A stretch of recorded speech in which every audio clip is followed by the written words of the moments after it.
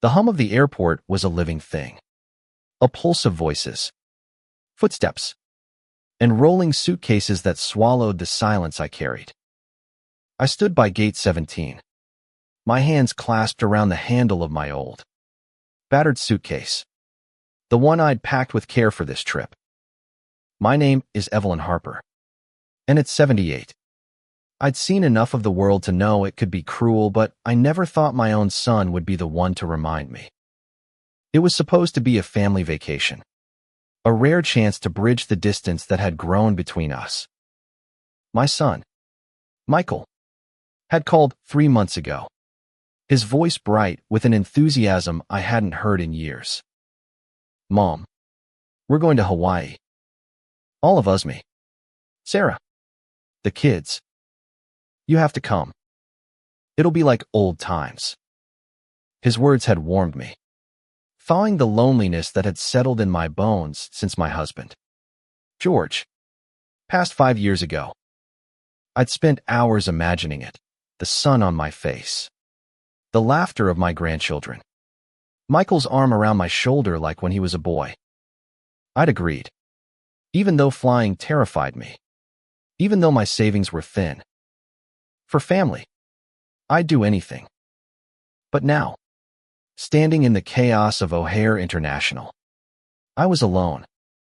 Michael had texted me that morning, "Mom, we're running late. Meet us at the gate.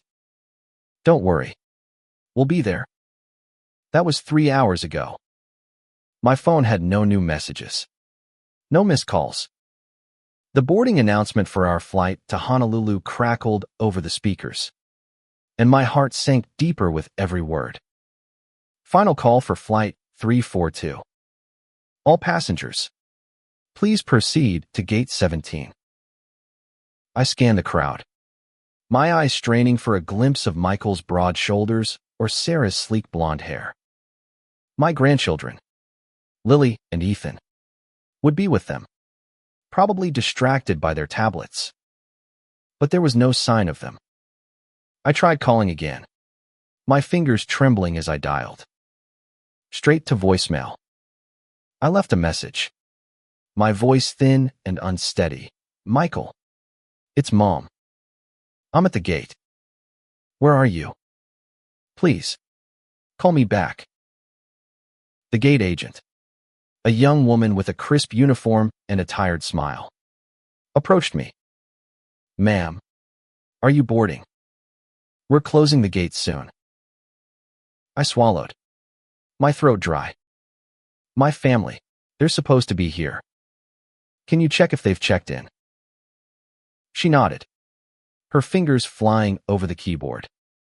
After a moment, her brow furrowed. "I'm sorry, ma'am. There's no record of Michael Harper, Sarah Harper, or any minors under their names checking in for this flight." The words hit like a punch. They hadn't even made it to the airport. They'd left me here, stranded, without a word. I thanked her, my voice barely a whisper, and shuffled to a nearby bench. My legs felt weak, my heart heavier than the suitcase at my feet.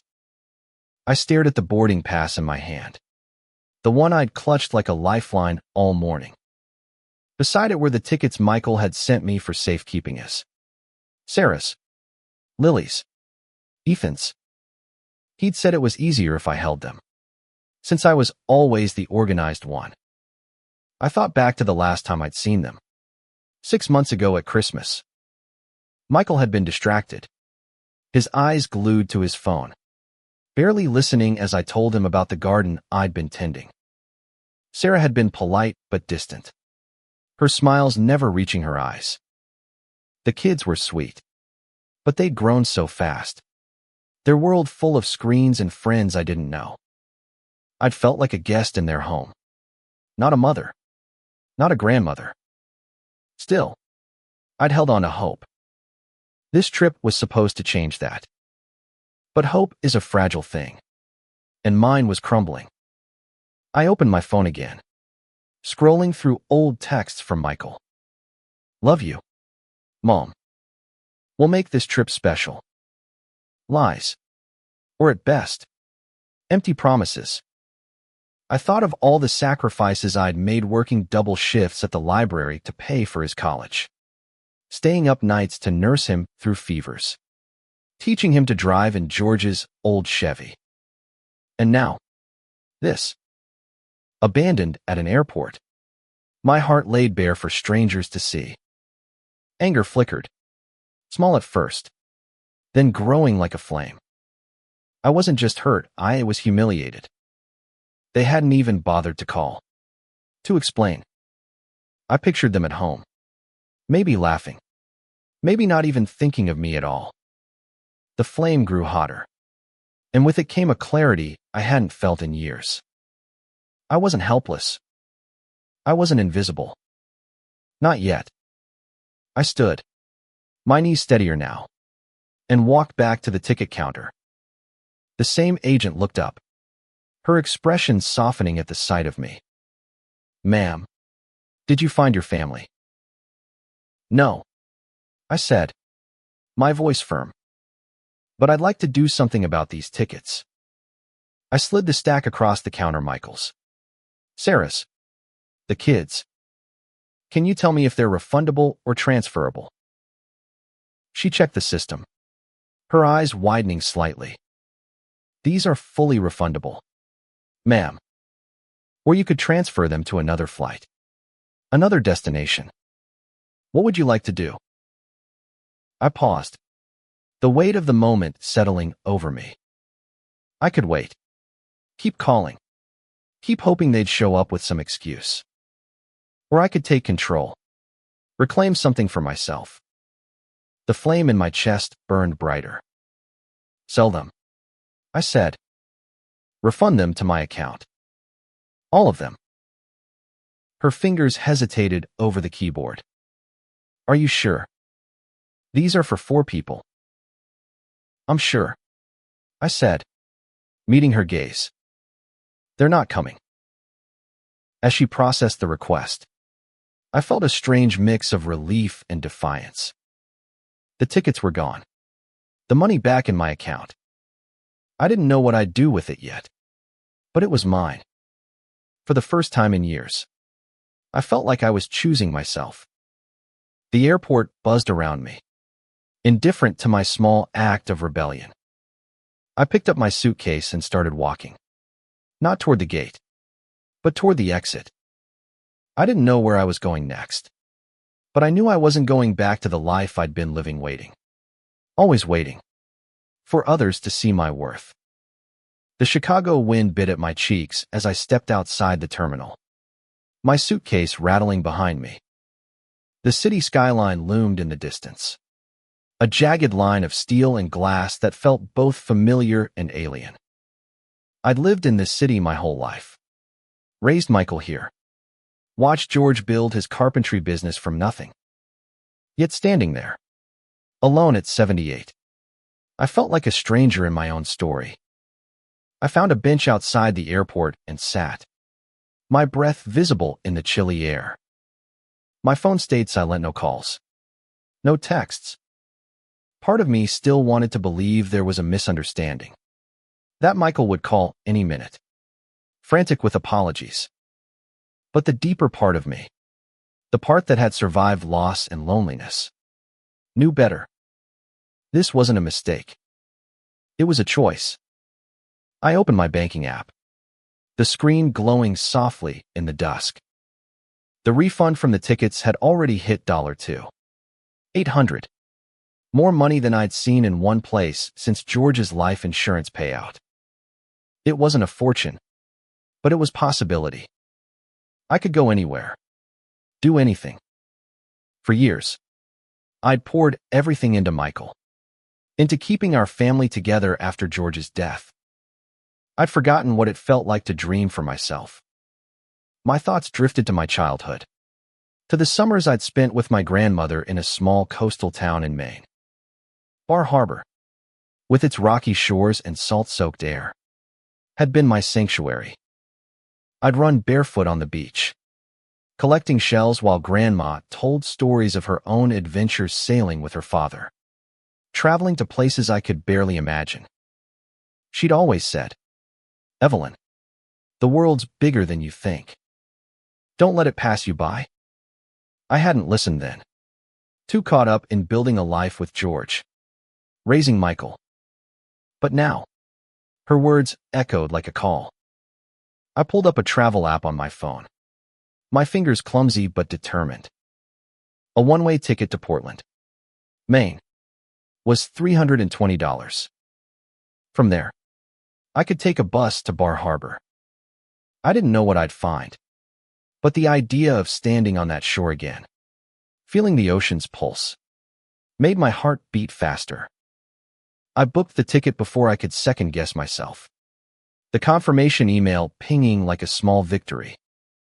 The next morning, I boarded a flight to Portland.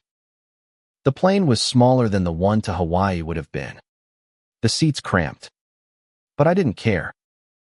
I watched the clouds through the window, each one a reminder that I was moving forward, not back. When we landed, I felt lighter, as if I'd left more than just Chicago behind. The bus to Bar Harbor was old, its seats worn but comfortable. I sat by the window, watching the landscape shift from city to countryside, then to the rugged beauty of the Maine coast. Pine trees stood tall against the sky, their branches swaying in the wind. By the time we reached Bar Harbor, the sun was setting, painting the water gold and pink.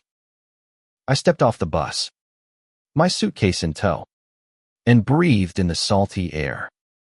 For the first time in years, I felt alive. I found a small inn near the harbor, the kind of place that smelled of cedar and old books. The owner, a woman named Clara with kind eyes and a gray braid, welcomed me like an old friend. "First time in Bar Harbor?" she asked as she handed me a key. "Not exactly," I said, smiling. "I used to come here as a girl. It's been a long time." "Well, you're home now," she said, and something in her warmth made my throat tighten. That night, I sat on the inn's porch, a blanket over my shoulders, listening to the waves. I thought of Michael, of the family I'd hoped to reclaim. The hurt was still there, sharp and raw, but it was quieter now, overshadowed by the choice I'd made. Selling those tickets wasn't just about defiancy, it was about reclaiming my own story. I didn't know what tomorrow would bring, but for now, I was here, in a place that felt like mine. The next morning, I walked to the shore, my shoes sinking into the pebbled beach. The ocean stretched out before me, vast and unyielding. I thought of Grandma, of her stories, of the girl I'd been. I wasn't that girl anymore, but I wasn't just Michael's mother or George's widow either. I was Evelyn, and I was starting again.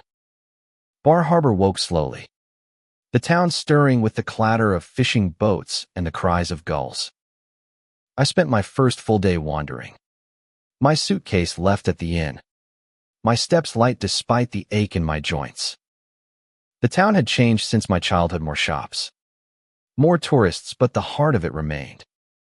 The air carried the same briny tang, the cliffs the same stubborn strength. I felt like I was retracing my own footprints, each step pulling me closer to the girl I'd once been. I stopped at a cafe overlooking the harbor, its windows fogged with the morning chill. Over coffee and a blueberry scone, I let my mind wander. I hadn't heard from Michael, not a single call or text. The silence was deafening, but it also gave me space to think. I'd spent so much of my life being needed by George, by Michael, by the library where I'd worked for 30 years. Now, with no one pulling at me, I was free to ask, who am I when no one needs me? The question lingered as I walked to Acadia National Park, its trails winding through forests and along cliffs. I chose an easy path, my body no longer young but still stubborn. The trail led to a lookout over the ocean. where I sat on a bench, catching my breath. A young couple passed by, their laughter bright, and I felt a pang not of envy, but of recognition. I'd been that young once, full of dreams. Somewhere along the way, I'd let them slip. That evening, I returned to the inn and found Clara in the common room, setting out tea and cookies. She noticed my quietness and sat beside me. "You look like you're carrying something heavy," she said, her voice gentle. I hesitated, then told her everything. Michael, the airport, the tickets. The words spilled out, raw and unfiltered. When I finished, Clara didn't offer platitudes. Instead, she said, "You did what you had to.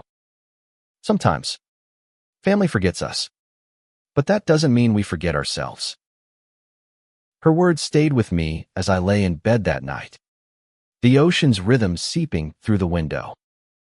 I thought of the money from the tickets, still sitting in my account. It wasn't just money, it was freedom. I could stay here, rent a small place, maybe volunteer at the local library, or I could keep traveling, see the places Grandma had spoken of. The world felt big again, full of possibilities I'd long stopped imagining. The next day, I visited the local historical society, a small building crammed with photos and artifacts. I'd always loved history, the way it wove stories from fragments. A volunteer, an older man named Tom, showed me around. He was a widower, his eyes crinkling with kindness as he talked about Bar Harbor's past.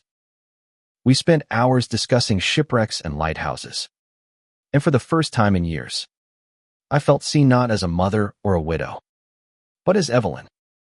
Tom invited me to a community dinner that evening, a potluck at the town hall. I hesitated, my shyness flaring, but something in his warmth made me say yes. The hall was alive with voices, plates piled with lobster rolls and homemade pies. I brought a simple salad from the inn's kitchen, feeling out of place until Tom introduced me to others. They were strangers, but their stories of raising kids, losing spouses, starting over felt like my own. As I laughed and listened, I realized I was building something new. Not a family to replace the one I'd lost, but a community, a place where I could belong. The hurt of Michael's abandonment was still there, but it no longer defined me. I was writing a new chapter, one where I was the hero, not the one left behind. Days in Bar Harbor turned into weeks, each one stitching me back into myself. I rented a small cottage near the inn, its walls lined with faded wallpaper and its windows framing the sea. It wasn't much, but it was Minea's space where I could breathe. I filled it with small things, a teapot from a thrift shop, a stack of books from the library, a shell I'd found on the beach. Each item felt like a claim, a reminder that I was building a life. I started volunteering at the Historical Society, helping Tom catalog old letters and photographs. The work was slow, deliberate, like piecing together a puzzle. I loved the stories we uncovered, families who'd weathered storms, women who'd rebuilt after loss.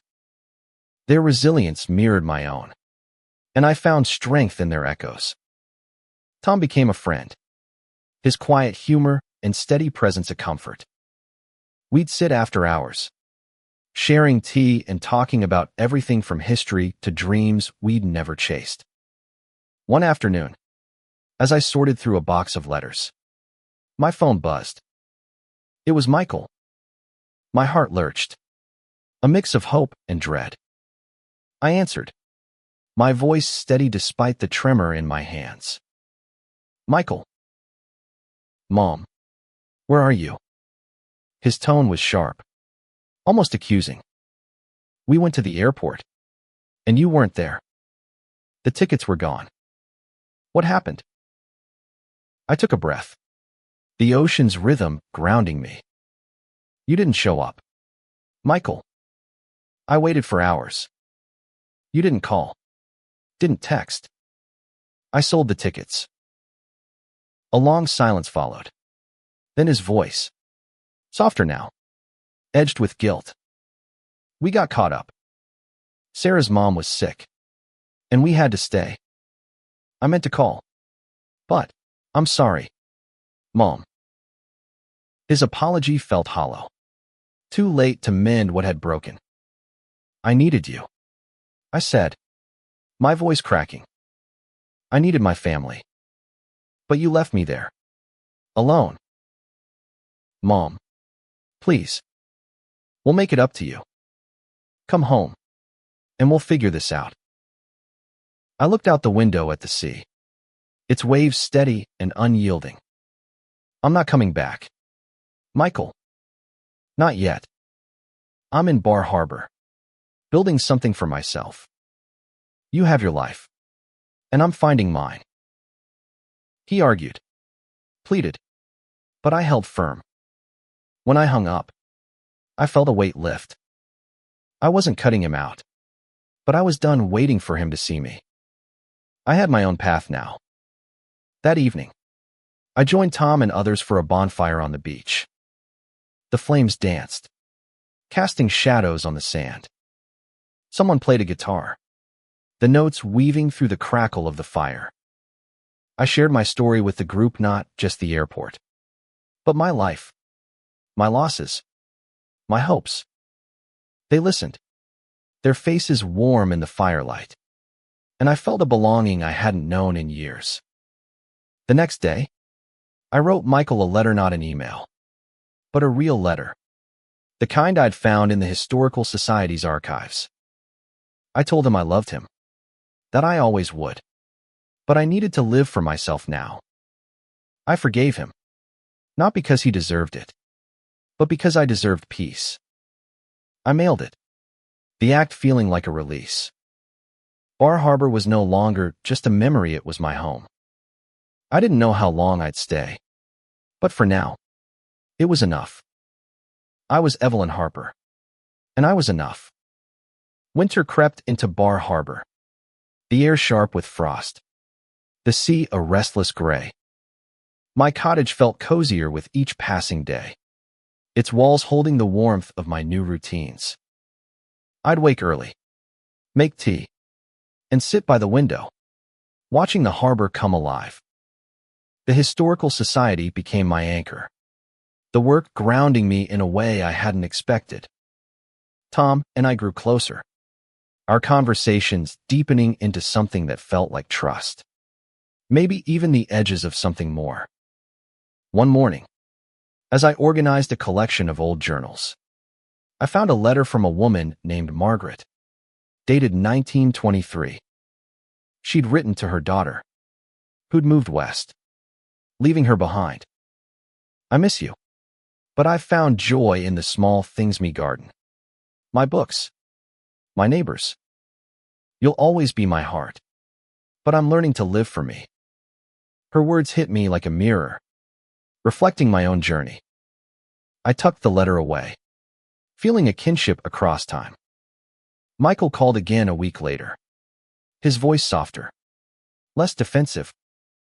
Mom, I got your letter. I didn't realize how much I'd hurt you. Can we talk? Really talk? I agreed, and we spoke for hours. He told me about Sarah's mother, how her illness had thrown their lives into chaos. He admitted he'd taken me for granted, assuming I'd always be there, waiting. I told him about Bar Harbor, about the life I was building. For the first time, we were honest, raw, not just mother and son, but two people trying to understand each other. It wasn't perfect, but it was a start. I invited him to visit, not as a demand, but an offer. Bring the kids, I said. Let them see this place. Let them see me. He promised to come in the spring, and I believed him, not because I trusted him fully, but because I trusted myself to be okay either way. Spring arrived, softening the air, painting the cliffs with wildflowers. Michael kept his promise. He arrived with Lily and Ethan. Sarah staying home to care for her mother. The kids ran to me, their hugs fierce and warm. Michael's eyes held regret, but also something new respect. Maybe. We spent a week together, walking the trails, eating lobster rolls, laughing under the stars. It wasn't the family vacation I'd imagined at the airport, but it was real, flawed, and ours. On their last day, Lily gave me a picture of me on the beach, smiling, the ocean behind me. "You look happy, Grandma," she said. I held her close, tears in my eyes. I was happy, not because they were here, but because I'd found myself before they came. The seasons turned in Bar Harbor, each one marking a step in my new life. Summer brought tourists, their voices filling the streets, but I felt at home among them. The historical society thrived, and I took on more responsibility, leading tours and sharing stories of the town's past. Tom was always there, his steady presence a quiet joy. We never named what grew between us, but it was enough to share coffee, laughter, and the occasional sunset. Michael and I kept in touch, our calls more frequent, our conversations deeper. He was trying, and I was learning to meet him halfway. The kids sent letters, their handwriting messy but full of love. Sarah even called once, her voice tentative but kind. We weren't the family I'd once dreamed of, but we were finding our way, piece by piece. One evening, as I sat on my cottage's porch, I thought of the airport, of the moment I'd sold those tickets. It wasn't just an act of defiance, it was a declaration. I'd chosen myself, not out of selfishness, but out of necessity. That choice had led me here, to a life I hadn't dared imagine. I started writing my own story, not for the historical society, but for me. I filled a journal with memories, dreams, and the lessons I'd learned. You are never too old to start again. I wrote, the world is bigger than you think, and so are you. I thought of Grandma, of Margaret's letter, of all the women who'd rebuilt after loss. I was one of them now, my story woven into theirs. As I closed the journal, the ocean whispered its steady song. I was Evelyn Harper, 78 years old, a mother, a grandmother, a friend. I was stranded once, but I'd found my way. And in doing so, I discovered that the greatest adventure wasn't in the places I'd gone, but in the person I'd become.